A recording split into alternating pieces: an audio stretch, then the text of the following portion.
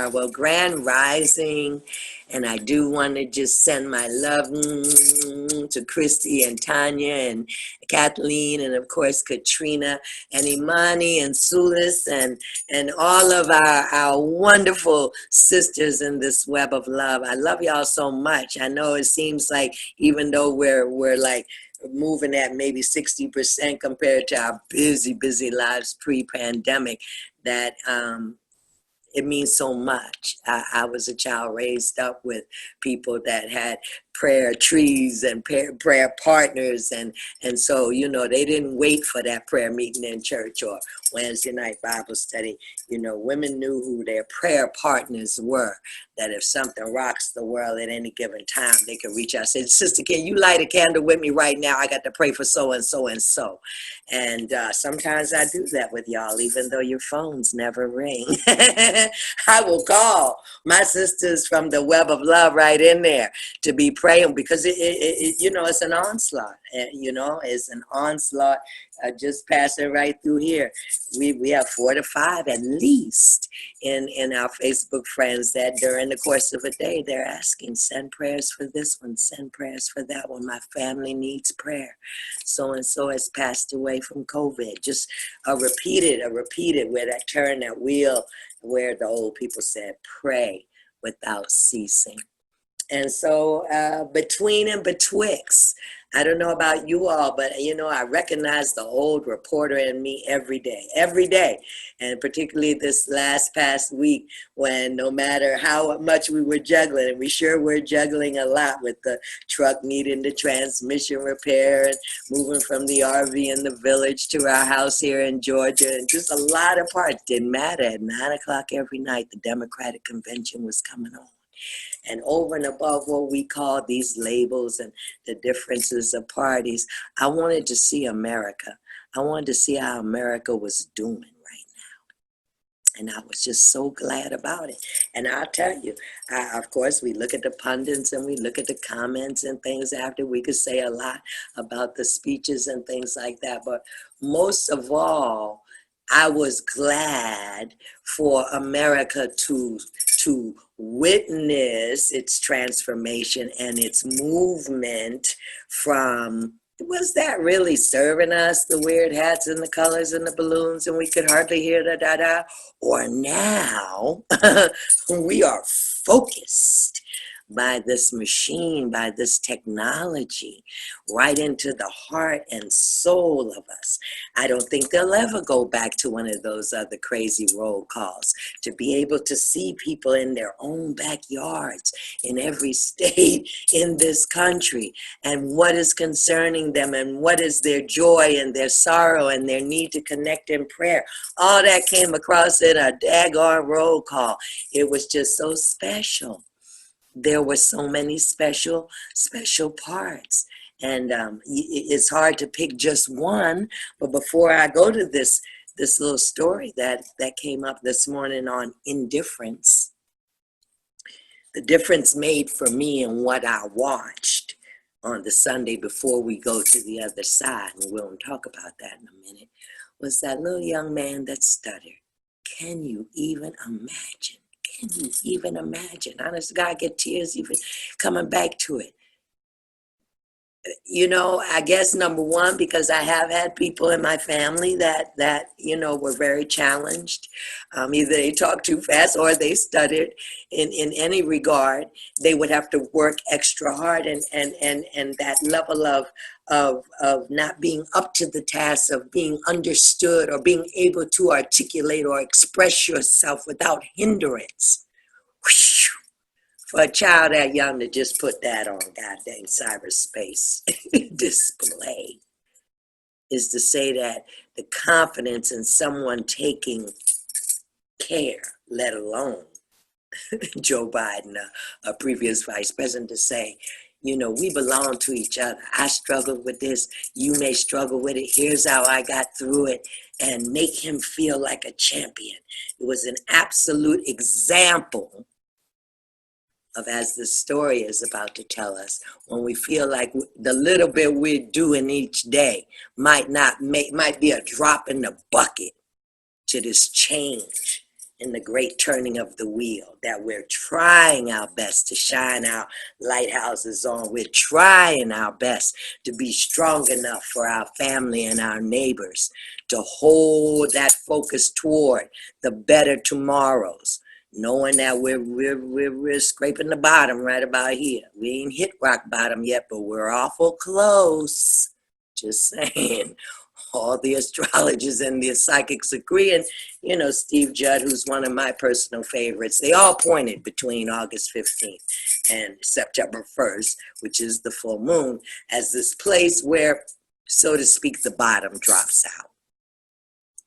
And so I thought I would begin this part of our weekly conversation by reading, and I'm going to put on my glasses, which will make it easier, by reading this, because I looked up in one of my favorite prayer books, absolutely, which is, can you see it, is Earth Medicine by Jamie Sams. And you can look right there to the 23rd day in the 8th lunation, which is exactly where we are under this clan mother's guidance. And this clan mother, for those of you that may have forgotten, is she who heals, the herbal mother, the mother that brings the medicines, and I've been laughing with people. I'm like, oh yeah, y'all call me Mary Poppins most of the time, but baby, I'm coming with that spoonful of medicine right here, because we have to have it.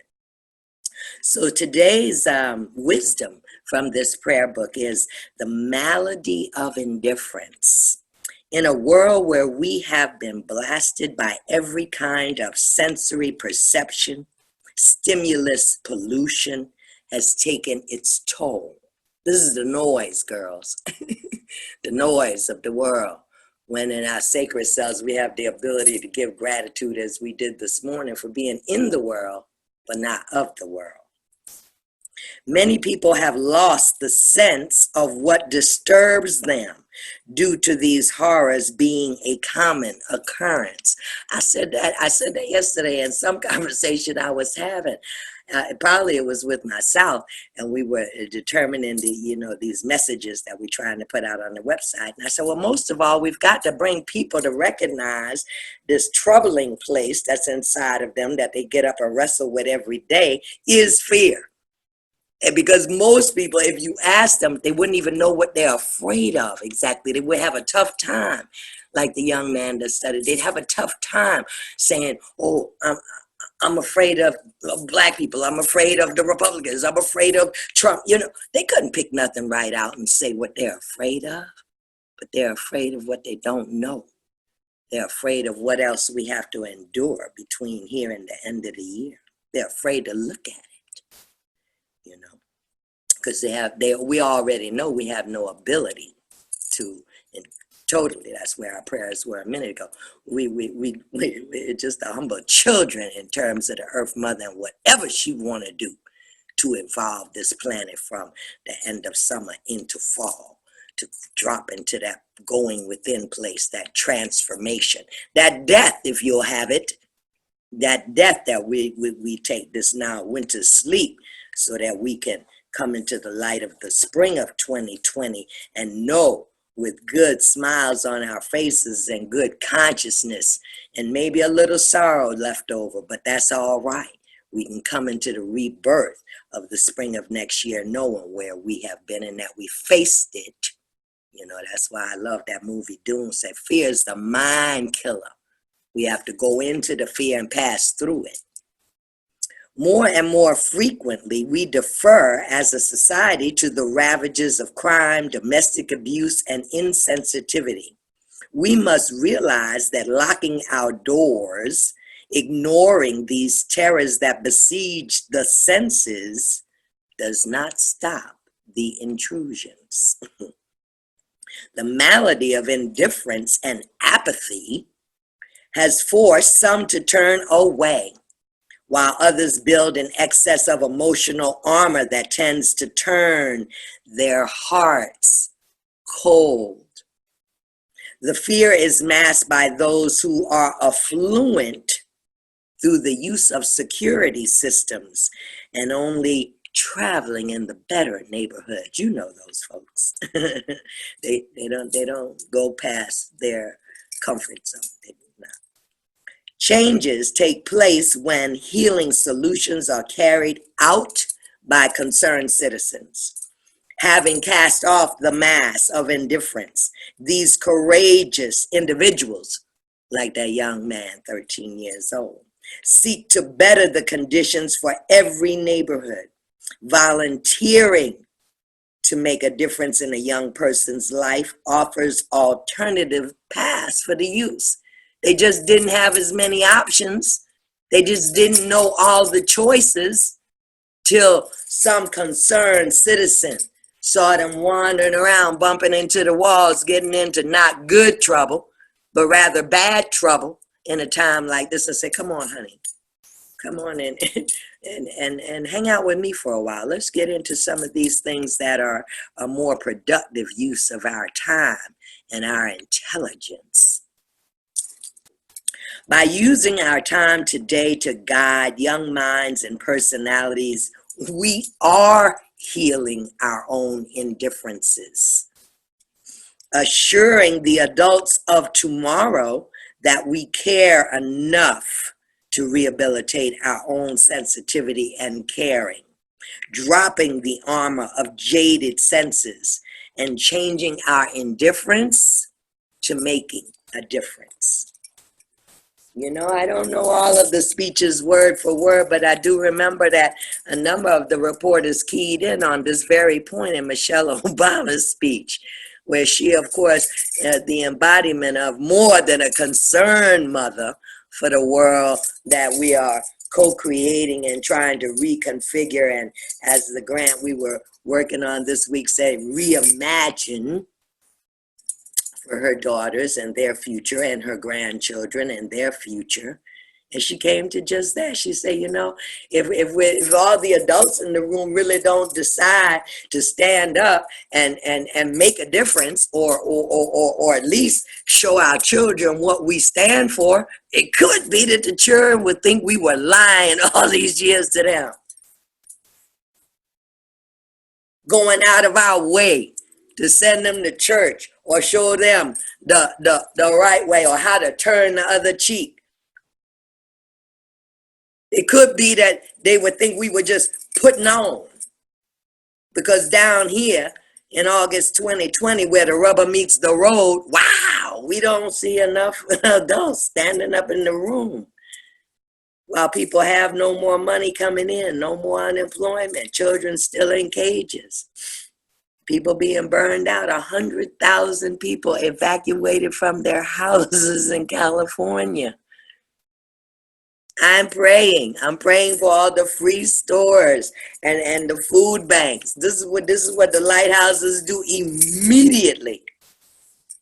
I'm already praying for neighbors to coordinate, because I know I have 2 children in Louisiana, and so it is no odd thing. In fact, you know, we give thanks that when we were just there, the daughter had just purchased a new kayak.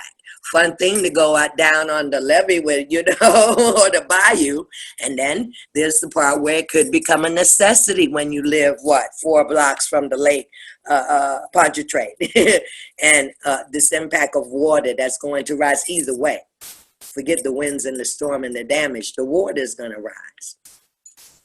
So I wanted to, you know, just really place in our medicine pouches, in our transition, and really open what I consider my most vulnerable, transparent self that I came in contact with this week, truly.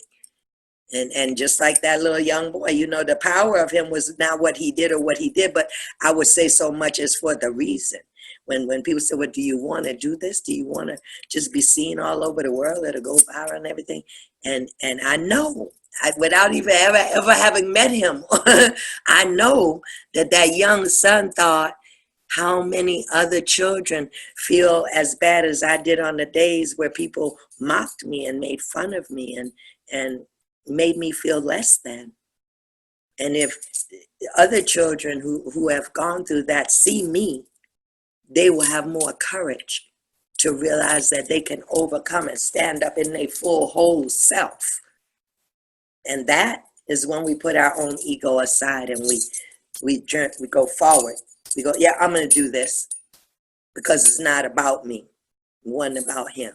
It's about those that then will pick up just a little bit more courage from having seen somebody step out ahead of them. And so, this ongoing conversation that we've been having, you may remember a week or two back now, time is flying and all the timelines are separating. But I know we just a minute ago here we're at the Still I Rise gathering up there in the mountains of North Carolina. And of course, a month out, we were asked to present something. And then we got there and found out the theme was resiliency in the face of adversity. And I was like, that's the conversation for the times. And this is what I'm talking about right now. When I get down into my own conversation, because I have it before I come outside of myself to anybody else and ask them how they're doing with resiliency, I'll be sure to ask myself. So after the ancestors, they said, well, okay then, you ready for the pop quiz? All right then. And so they'll send me by some videos that I wouldn't normally see on conversations like Rush Limbaugh. Can you imagine Sangoma spending any time of her day with Rush Limbaugh? He went by in this conversation about, well, her father's Jamaican. He's not African. And why do they keep calling her the first Black vice president? Just the very lowest vibration of these conversations. And I knew that spirit in working with me and showing me where my remaining triggers are, where I must become more vulnerable. I have to open up and not resist conversations that just seem the epitome of ignorance for 1,000 reasons. And I did. I looked at it. I said, yep, you're right. I would just mark that off as ignorance, shut down the shade, and move over here to a brighter light. And that's what the story just told us. That's indifference. That's indifference. So you get to the, go down another level. All right. We passed the ground floor. Now we down here in the basement. And when Joe Biden said, well, okay, if we're really coming to the end of this era of darkness and our push toward the light, toward repairing and moving into the something better that we know and pray is waiting on the other side of 2021, how are we going to get there? Are we really going to neglect, ignore people who think and speak differently than us? Believe me, I really have been working with it, and I can only share with you how it gets dissected in all of my bodies, my spiritual body, my mental body, my emotional body. And so some nights as I lay down to the dream time, I see myself maybe at the edge of that bridge there in Selma, which is just so amazing to walk to the other side of. Okay, as a bridge. I know many bridges, but oftentimes as I'm going into the dream, I sink down and I'm seeing this big bridge across, and I recognize it as the Pettis Bridge in Selma. But it doesn't matter what bridge it is. What matters is, who do I see on the other side? And why am I willing to walk toward the middle to get to them and embrace them despite whatever differences we might have? I do this over and over and over again in my head. I do. Because I have to be truthful with myself, as I hope we all are. This is not an easy conversation to have with you, particularly if you're in a black skin. Because sometimes you can look over across that bridge and see things that are frightening. People who would rather talk with guns than words. People that really just came for the fight. They didn't come to meet you halfway about nothing. And so I think give thanks. Give thanks that biblical people and ancient archetypes and Kuan Yin. There are so many beautiful, amazing inputs and images that can roll in this 64-year-old Pisces, that we'll start calling upon them because we're sure we're not alone. That's the first thing. The first thing, and I posted my auntie's picture up there this morning. She would always say that, the medicine woman over my head, my Aunt Sadie, the angels of the Lord go out before me and my success is assured. So that's one of the first things that I have to stand there so my knees don't wobble at the edge of this bridge, because I'm going to walk to the middle and I send out that light from the lighthouse. I give gratitude for an army of ancestors that know me, that raised me, who had Sunday dinner with me or took me to church or whatever, on church picnics and so forth. They done went out on that bridge ahead of me. My success is assured. I make sure that my humility is intact, because how many old people told me it takes two people to fight or argue, So what if my walk to the middle of the bridge didn't have to be accompanied by words? What if the very appearance of my being turned into light itself, and smiling warm light at that?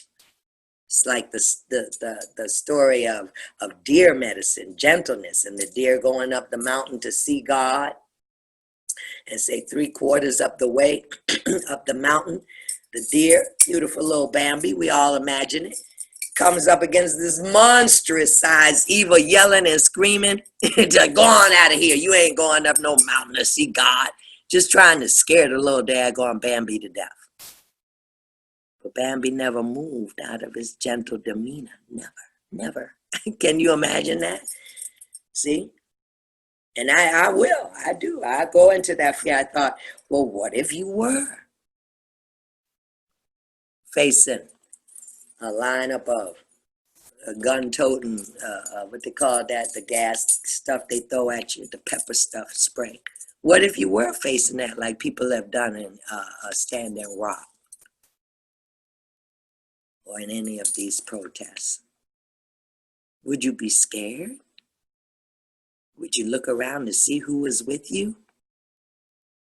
Or could you just walk in the holiness and the light of God and just feel the amazingness of, like, because I've felt some amazing light energy, like John the Baptist. If I was ever shaking in my boots, I just call him, please, sir, can you come walk with me right here?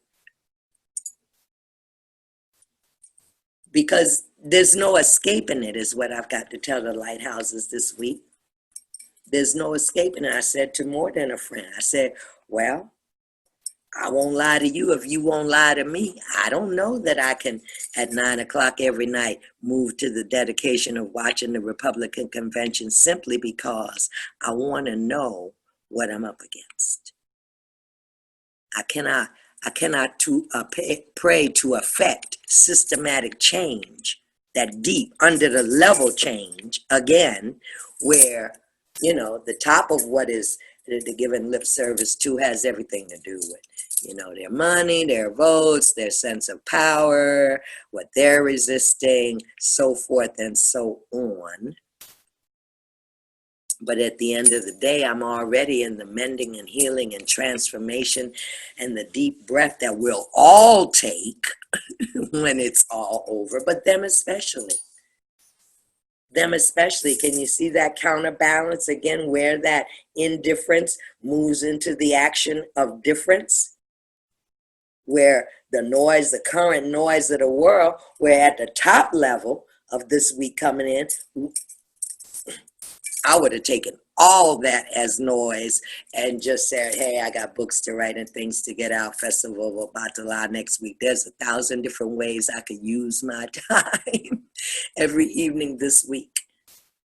But then, like that story, I would be looking the other way. And this is not an easy conversation. It's not. Because lighthouses, when they have to pour that light into the darkest areas with compassion, with an open place to say, Do I know that pain? Do I even recognize the pain I see in this other person's body that would cause them to say or do such things? Because it's not until we have just a little bit of recognition. Maybe it's someone in our own families that we didn't agree with, or some bad argument we can remember with someone, and we didn't want to be on opposing sides. And it gnawed and gnawed and gnawed at our soul and spirit until we made it right. Our soul couldn't rest. Say, I'm not going to leave that unfinished business out there. That's not okay. I can look over there at that relationship and go, that's some raggedy loose end stuff. And why would I think that I am building or rebuilding anything solid over here when I have left unfinished business, unresolved issues in my heart? And I'm going to need that energy moving forward. You see, when we get down into the heart, are you ready to be open to people that receive you not, or people that are too afraid of whatever we present as a threat with liberal ideas, or, God forbid the European people should now be in the minority in this country, and they might fall off that pedestal of power over, and things are in fact changing. And the long and the short of it is, when we look across the bridge to see those in opposition to the goodness of humanity, the unity in humanity, we recognize that they just are holding on to their familiar. And in a large part of the case, that is the truth. The people who seem to us like stuck in the mud, like there's just no talking to them, no reasoning. They are not, looking at all the facts, or, they want those alternative facts, or whatever the excuse is. But the ability, the effectiveness of the light that we are beaming out from our lighthouse, I'm here to tell you that when it gets strong enough, it's amazing. It's like Superman's X-ray vision. It can look out on the darkness and drop all the fear and expose those people in the nakedness of their weak selves and who they are trying to grow in the becoming to be. I have learned to appreciate that.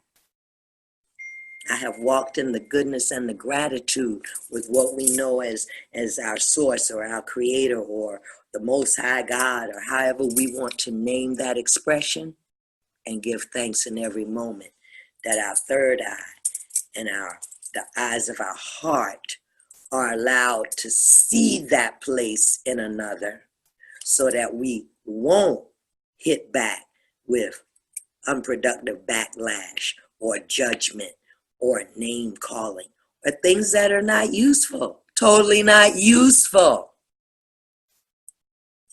I'm thankful that as a custodian of ancient culture, I understand that when the conversations with the humans run out, that we are just beginning to reach over here to heaven and say, oh, mothers and fathers, could you please call so-and-so's mothers and fathers? Can we recheck the covenants and agreements between all our mothers and fathers in the names of our children? Could I just right here in this empty room call those spirits in, please? Can I do that? I'll put a cup of tea and some honey and some cookies in the middle of the floor like kids do for Santa on Christmas Eve. I will. If you would just come in here and sit with me for a minute, and we'll all pray together that your children down here in Earth School begin to operate on that golden rule, where we will each truly and in fact treat each other in the way in which we want to be treated. We will respect one another in the way that we want to receive respect. And for those that continue to trip and fall because they're unsure of this new footing of being authentic in a place of love rather than hate, we'll give them a pass. And if that fire of our triggers, thinking about Alice Dixon now, if that fire of our trigger just get hot right quick, like one of them tools with the blacksmith, it just get red hot right quick. You almost can't cool it down. Well, sit down somewhere and start singing Amazing Grace and see, can you evolve yourself back into a state of grace? Because believe me, the shouting and we can. I've been saying it and posting it, just posted it. People, the divided house is falling. How many people would like to hold up the house and keep it from falling? It's very simple. If you hear a divisive attitude or term coming up and out of your spirit, pause. We talked last week about the pause button, pause.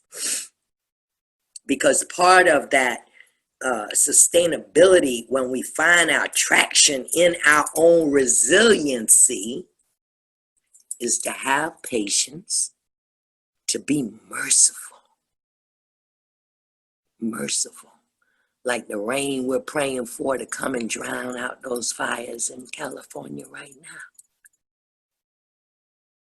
One of my favorite scenes in V for Vendetta is when she comes out of what she has experienced as being her own imprisonment. and it's raining on the balcony, and she said, God is in the rain. She forgot. She forgot that God is in the rain, and the sun sets and the sun rises. When we think we don't have the wherewithal, when we think that in our seeming smallness of our individual day-to-day is just not big enough to make the type of difference we want to see in our world right now, we trust and know that the collective, and I had a lot, I went through it this week, and the more I looked at it, I was like, how many people have this ability to go toward, we're trying to put together a grant, and I love it because, it used to be a time when if you were going to do that, you had to wander and waddle through 50 or 100 pieces of paper and forms and stuff. And now they just give you the questions, and you turn on a video like this, and you answer the questions. You tell them your story, and what do you think the systematic change or the impact will be, or so forth and so on. And so what joy it gave me to say, wow, I've been 3 decades plus, pretty much up in the hub of Asheville, North Carolina. And yes, I want to partner with this and this and this and this and this and this and this group of people, over a dozen groups in that one area that will all benefit by having their minds open up to now we cannot throw away the children of human trafficking, sexual childhood abuse, and these types of things. What did you think happened to these children? They just, what? They grew up with no nightmares and no demons? For real? One or two things happen. Either they're still stumbling, a fragmented, broken person trying to figure it out, or they've already chosen to check out, which in the trans community and many of those communities now in this isolation of a pandemic, forced to be in homes that really have no tolerance or respect for their gender identities or anything like that. They're caught, but again, I say, between and betwixt, like a rock in a hard place. Like a minute ago being in the frying pan and now you're in the fire. And so that's what we do. If that conversation with yourself at all in any place or anyone we talk to today in regards to this Web of Love segment come down to, oh, I don't know how I can make a difference. Oh, I don't know if my vote will make a difference. Oh, I don't know. Then we should be in the exploration and assessment of our own backyard. because you can write songs or poems that affect a change 10 years out. The prayers we just gave to water, if that's all we do in our day is rise. I know I do. Me in the front garden here, and the bird seeds and the hummingbird feeders, waters and things, all that is a part of the evolution of the goodness of the earth and the goodness of where we can go if we'll stay there and consistently hold that intention. If we understand the dark moon to the full moon and the cycles, because it is bigger than any of the human conversations, honey, where the earth is just a small part of this galaxy. And there are rhythms and cycles and seasons to all of it. And I would say that this is the season of our courage. It has to be. It has to be. And the question at hand is, what do I need more courage to do? See, two different questions. Again, indifference, difference, fear, courage. So you could talk about what you're afraid of. Some people have to. And then other people who seemingly can't think of one good major fear will say, well, all right, then what do I need courage to do? In my own life this week, in the lives of other people that are rolling by, popping on Facebook, calling my phone, whatever, that I'll be on the Zoom calls with. How do I know they see the light in my lighthouse? How do I know that? What's the first clues? That if they come into my presence via machine, phone, however it happens, the light is like whoosh. That's the check spot. That's the check spot. And we all have it. And a week from today is another whole segment of the Web of Love.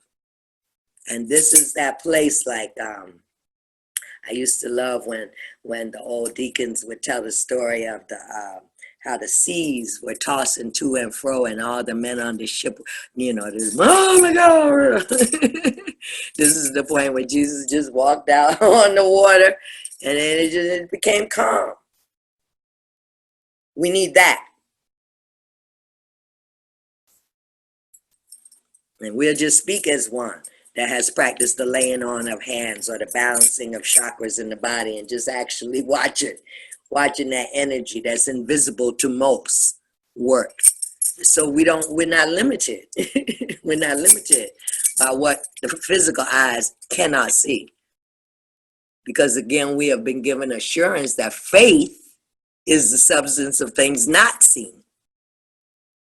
And how we apply our faith moving forward in conversations and daily rituals and ceremonies this week, we have to step it up a notch. There's no doubt about it. We have to step it up a notch. What was a minute ago just exhausting, and still is for many people. But I think that some of us, by regenerating and being able to get a breath of this hope and a breath of fresh air coming as we're moving into the turn now, can say, oh, I need my courage and my strength because I have to stand no matter what. And when certain people that maybe are on the other side of something, or we left unfinished business out there, or whatever, we don't get to just let the phone ring and pass it by because we see who it is. We do have to answer. Most of the time, we do have to answer right here, right now. Know why? Because when it is that we want to encourage those on the other side of the bridge to come forward, we have to be willing to surrender the shields that the story talked about, those emotional layers that are armor that we put on ourselves so we are seemingly protected. We don't get our feelings hurt. We don't get our egos bruised or beaten up. Well, I tell you what, the journey from indifference to different to make it a difference, say you have to drop and surrender all them things. I'm so grateful. So grateful. This is why again I say blessed. Because in traditional initiations we go through death. They even put up a Akiesi sign, so that person died. They're gone. With any luck, in 3 days, a new Orisha priestly ego will arise from the dead, will be reborn into something that serves a greater sense of community than that one individual. It really was good. I haven't finished it yet. It's due on September 1st. A co-think project. Very, very, very good coming along. Tying it in with the Mother Read program there in Asheville. Tying it in with the Sacred Hoop Women's Prayer Collective. Of course, coming from the Wild Darlings, A Song of Freedom. We are submitting our sizzle reel toward the Sundance Film Festival again this year. And so, yes, we have these encouraging.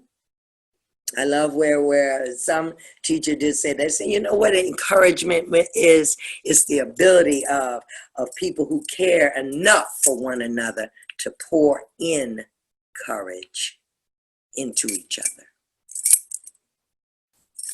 One of the things I most appreciate about the Web of Love is that we know each of us try to affect this change that we're going through, these evolutions, this transition from the old paradigm to the new earth. We know that. And the best we have in our ability is not only to have a heart full of love for one another, but to literally pour the courage in one another. We have to do it because there's no backing down here now. It's a dauntless time. It's a dauntless time. And a lot of people think that to stand up for themselves or to find their voice or to gain some level of empowerment, like I need to take some of your energy so I can have more energy. No. Wrong answer. Wrong answer. Actually, if I were going to break that down from the alchemy of it, we give out more to those who are trembling and shaking in order to create a larger void in here for the light to come on in. That's how it works. We don't mind giving it out. Quick as we get it, we'll give it back out. Because that creates the flow. It's like when we teach how to keep the current in currency. You know, when we do rituals on the full moon with coins here off the resurrection plant, and then we take those coins and put them in the purse and we hurry up and spend them. We got to put them out. So it moves the action of that abundance. People in our communities, you know, they say, oh, I need some money. I think I'm down to my last $50. And I said, well, honey, get you a roll of pennies or a pocket full of pennies. And when you pass, or if you pass a bank today, you want to throw a few coins out there in the yard in the bank. Go to a place where millions of dollars is being exchanged every day.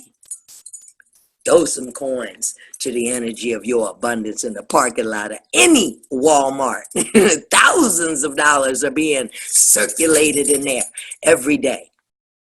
I learned this up close and personal. A few years back, I was in here and, you know, nothing better than I love because I live in a very quiet, rural neighborhood. So I can go anywhere on this compound and be involved in painting or crafting and things like that.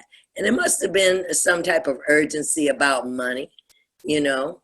I don't remember right now, but I remember Spirit saying, well, you could play art studio here, or for $5, you could go out to the flea market at the edge of town where over 500 people are going to pass through in the course of this day and do your thing and see what happens.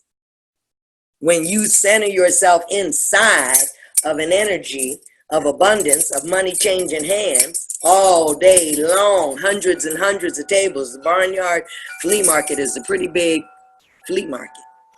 And while people might be just buying things for $2 or $3, the fact of it is that there are millions of transactions that go on between 8 a.m. and 5 p.m. on any given weekend in this flea market. And they were quite right.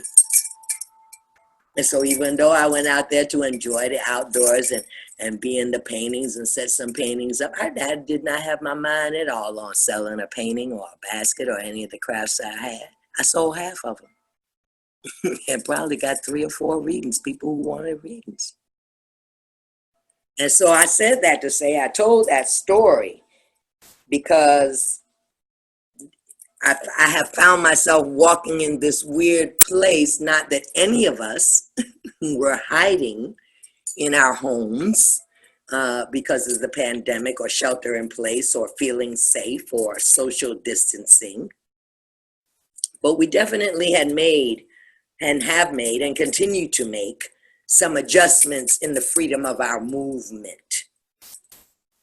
And in those choices that we're making right now, again, going back to our story, oh, isn't it easy and convenient to just say, no, I don't need to go over there, honey. I don't want to upset myself today.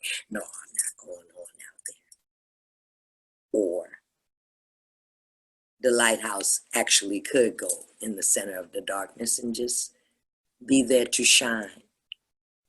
Kind of reminds me when my godmother says, well, the last shall be the first and the first shall be the last. Because anywhere that we're moving or speaking or pouring courage into another, it's not a place of ego or I need to just show off for you or be this brave or be a martyr. None of that. None of that. None of that comes into play. At the very basic of our humanity, we rise into each new day, kind of hoping to balance all of the emotions on the roller coasters moving around us and within us to feel better. And in the simplest terms, when you like to offer that to everybody that you come in contact with during the day, I do.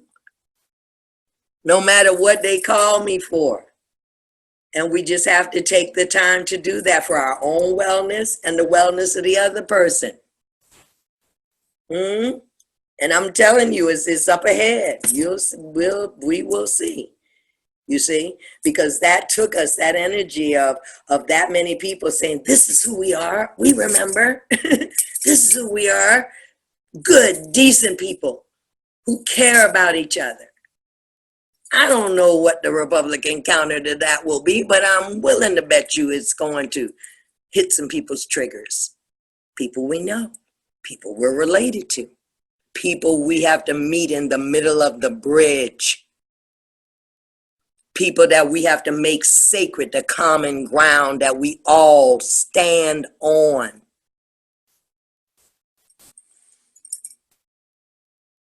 And it's just a real conversation. It's just like it's pouring down rain outside. Did you forget your umbrella or your raincoat? It is not possible to walk through here actually unless we ourselves have done the work and feel pretty anchored down in our own inner peace so that we have enough. Because you can't give away what you're not in possession of. We all know that. If you don't have no peace within, how you gonna give any without? And we have to. The tide. And all of it. We all know it. Everybody on here is grown enough to know. A lot of folks on the other side of the bridge, they don't want you to tell them we told you so. They don't want to lose face in this. They don't want to have to tuck their tail between their legs and scour off or disappear. And the huge light and compassion and empathy of our lighthouses helps them. It helps them. Like that young man stuttering. No one would dare to make fun of that, but to say, look at him champion himself and everybody else. And so as people begin to shift, because it's going to be such a stark contrast. Ours is to embrace them in our light. Give them a little ground to stand on. Be big enough to immediately offer them that we all make mistakes. We all, ain't nobody in no glass house here. We cannot throw no stones at what you thought or what you believed or what you hoped for. Maybe you did want to make America great. We simply have to make a little detour right here, right now. The people that you thought was going to roll out that, no. Okay, and you got fact and fact and fact and fact in your face. And the way to go forward, like the Hope I say, is to push off from that fear of the riverbank and flow out into the middle, where you see and recognize those that you love and that love you. And that most of all, we all love the good bill of goods that we're going to pass down and offer to our children as an inheritance. We know better than to pass them a bad bill of goods. Tough as it was for all of our ancestors, they didn't pass me a bad bill of goods. I'm here to say I inherited a great, great gift. Oh my God, where would I be without the gifts of my ancestors? And so long from now, 30, 40, 50 years from now, when Grammy's name is just a memory, they say, well, she lived her life a certain way, but she always gave more. She gave more. She held up the sunshine. She kept us focused on our hope, on our aspirations, on our inspirations, on our resilience, on our ability to rise up. If we fall off the horse, get up. Get up. We got to keep going. And we can do this. I believe it. I believe it. I believe that after people, get past the part of they're going to be terribly embarrassed, some of them. We're going to go through, a little bit now of the shame and the blame and the what do you do with the I thought and wow, I should have known better. Because there's already a lot of them out there. I spent a day watching. For some reason, the ancestors took me through an entire number of YouTubes of former Republicans or Republicans that are now voting for Joe Biden. They just say, oh no, this isn't even recognizable as decent humanity. Okay, so over and above being against that, I just have to pick up my courage and be for this. And if that's the best that we can offer ourselves or offer a friend as we move closer and closer to the common ground, so be it. Blessed be.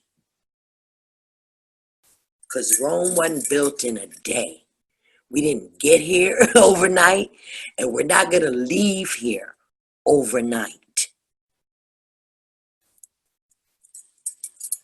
This is why we started teaching the adventures and the explorations of nature, culture, and spirit, because we saw how overwhelmed and just stressed out people were coming into workshops where they could work on what was challenging them.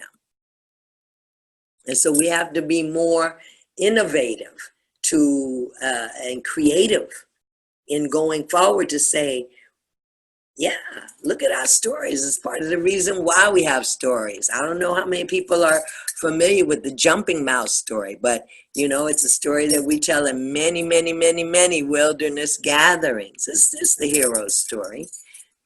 But to follow this little mouse as he befriends all these different creatures, and every creature need to take some, okay? Legs, eyes, every creature needs something from the mouse.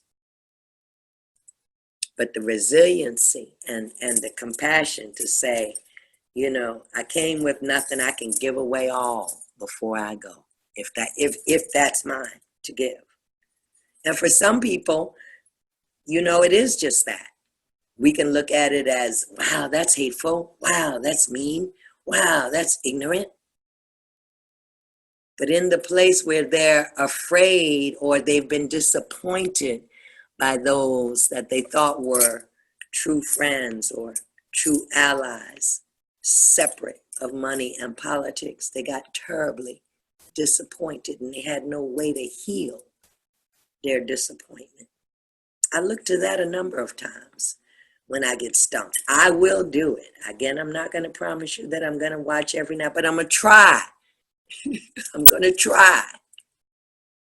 Because I want to look into the hearts of the people that are the last. Yes, we're the forerunners, the people out in front with the bright light out the lighthouse. But that don't mean I don't see the shadows behind. And I'm willing to go there and look at what is it that your soul is trying to heal. When I see or hear someone that is completely over there on Mars from where I am on Earth, I am going to ask myself, looking into that person's aura and soul and the nature of their being in front of me, and ask, if not them, their ancestors and their archangels over them, what are they trying to heal? Another African proverb says, he who grabs for much gets little. And I said that to say, in your looking, in your ability to vision out like that, discernment is a beautiful thing.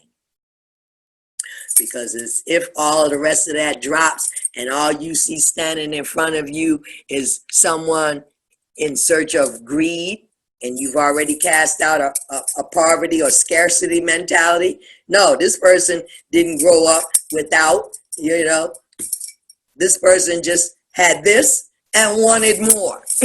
Okay? And wanted more. You see? Like, what's his name? Bannon. Okay? Like that. Like it would never occur to you on a $1 billion boat by a billionaire Chinaman that maybe your place in the government for which you serve and are moving and or have a following and or on your podcast or anything is in need of some of your privilege. Okay? Just a little bit. You got any to share? So we can't help but see people who are in it just for the greed and power. That is going to be fully exposed. Fully exposed. And again, I say our compassion, our empathy to the brothers and sisters that we have to make some type of devoted commitment to moving forward, that we're not trying to go with all the good guys over here and the bad actors will just be taken out to the dumpster and the trash. How many of them are redeemable? And if they're not redeemable, what about their children? Because their children, my God, will be the leaders in the decision making with my children, my grandchildren. I said that once in a class I was teaching out here in Thompson. It was beautiful. It was during Kwanzaa, and I'd gone down to the gourd farm and gotten a bunch of gourds, and we were just going to make all these different beautiful red, black, and green vessels to put the bread in and the appetizers and all that. It was really nice. It was, young children, elementary school. And so before we got to all the painting and the art and the cleaning of the gourds and everything, of course, as most people who sit down with me ever, we're going to sit down and create that container of sacred space where we can talk freely with one another. So as we move through the arts and crafts part, we all know how we feel and how we moving together. And so I put out there what I thought would be a simple question and asked us to all go around and speak our names into the circle, and maybe, call the names of our mom and dad, or at least, say to all that we're holding a space for them. And if we knew the names of our grandparents, let's say their names, so that all of our families and what we agreed upon will be in the room with us.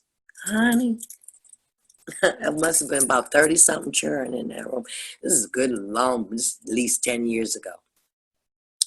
Not one child in the room knew the name of a grandparent. This thing knocked the wind out of me so bad, somebody had to go get me some water. Because it really knocked the wind out of me. And I said to them, now see, that'll concern me. Because the grandchildren that I'm raising are going to raise up in the world with you And according to what the conversation we having right here now, I don't know. Should I ask you how many of you dropped down from Mars or a spaceship left you off? How do you not know your mother's name or her father's name? And why is it of no interest to you to know the names of who raised your parents, like your parents are raising you? And so in closing, I'm going to say, these are the gentle reminders. Gentle, gentle reminders. When people call us on, number 227, they're just all outdone. They can't, and so and so. You know how that is. Sometimes people just got to have someone to talk to or vent, and they come in on your phone on just really too high volume. You take the deep breath. Let them spew it all out. And they say, okay, honey, we'll talk about it. Why don't you get a glass of water? You got some water to drink over there? Get you a glass of water. I'm going to wait till you get the glass of water. Then we're going to take another deep breath. Then we're going to try and talk this out. Because half the time, people who are up on that level of sacred rage, they don't know how to get down. They can get up there fast enough. They can fly up there in 10 seconds like Superman. But they do not know how to get down. It's so interesting. A friend of mine, Ori Sami, she hit a real bad bump. Beautiful sister up in Ohio that makes amazing, blow your mind, ancestral dogs. And she hit that place. And as soon as she said it on the post, I said, baby, I had one like that about 2-3 weeks ago. Can't even remember what flew my 5 planets of fire up into the rages of crazy. where my asses will say, no, go out in the port, go outside right now, find a shovel or a hoe and do some yard work for 2 hours. Don't talk to nobody. Don't feel that fire come down. That's responsible, beloved. That's responsible. Because sometimes the fire within isn't even ours. It's something very much outside of ourselves that triggered us into a place of just crazy. We can't afford that now. That is a luxury that lighthouses do not have in this moment. Period. Full stop. Full stop. We cannot afford us. And in the Laura, I promise you, when you do come down, you say, oh, I could have handled that better. Oh, I should have said this and that and other. Then you've lost that opportunity. You've lost that opportunity. Point being, ladies, the divided house is falling. As we move and speak this week, we vision the lighthouses holding up the divide. In a minute, we ain't even go see no crack in the house. All the walls of the house will be rebuilt stronger and more enduring and more sustainable, with big smiles on the faces of our children and our grandchildren. And we can hear them when I go to bed at night. I hear them say, thank God, thank God. You all were our civil rights movement. You all didn't give up. For a minute there, it was looking pretty bad. It was looking like y'all were going to hand us some real poo-poo, okay? But we are very proud of you as the generation before us for holding up the house that people thought they could divide and fall down in on itself. I'm clear that's not going to happen. I really am. And I'm thankful to have that kind of clarity. I think the only mystery left in my heart chakra is, can we get there before the end of the year? How far down in this tower card do we have to go between here and an election?